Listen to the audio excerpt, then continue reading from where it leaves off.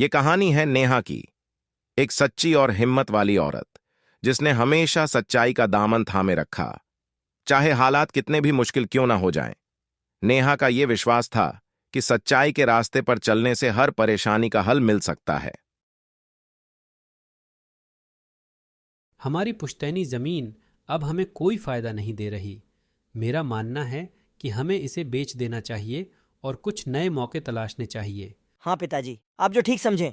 लेकिन क्या हमने इस पर अच्छे से विचार किया है? ये जमीन हमारे परिवार की धरोहर है। इसे बेचने से हम सिर्फ आर्थिक ही नहीं, भावनात्मक रूप से भी बहुत कुछ खो देंगे। क्या तुम समझती हो कि मेरा फैसला गलत है? इतने सालों के अनुभव को तुम नकार रही हो? नेहा के शब्दों ने जैसे परिवार के बीच हलचल मचा दी थी। हर कोई नाराज था। क्या नेहा की सच्चाई उन्हें तोड़ देगी या फिर सच की जीत होगी? मुझे आप पर शक नहीं है पिताजी, लेकिन मैं चाहती हूँ कि हम इस फैसले पर दोबारा विचार करें।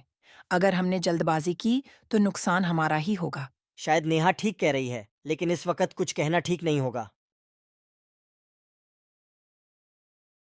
राज, मैंने सिर्फ वही कहा जो मुझे सही लगा।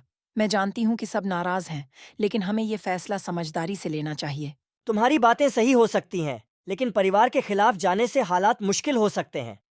सच्चाई की राह कभी आसान नहीं होती राज, लेकिन अगर हम इसे अपनाएं तो हम खुद से कभी हारेंगे नहीं। कुछ हफ्तों बाद समय ने नेहा की बात को सही साबित कर दिया।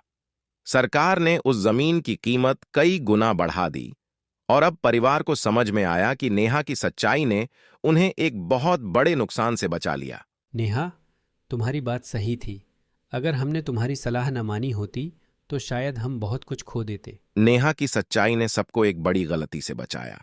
ये कहानी सिर्फ नेहा की नहीं, बल्कि हर उस इंसान की है जो सच की राह पर चलता है। सच्चाई हमेशा आसान नहीं होती, लेकिन अंत में वही हमें सच्ची जीत दिलाती है।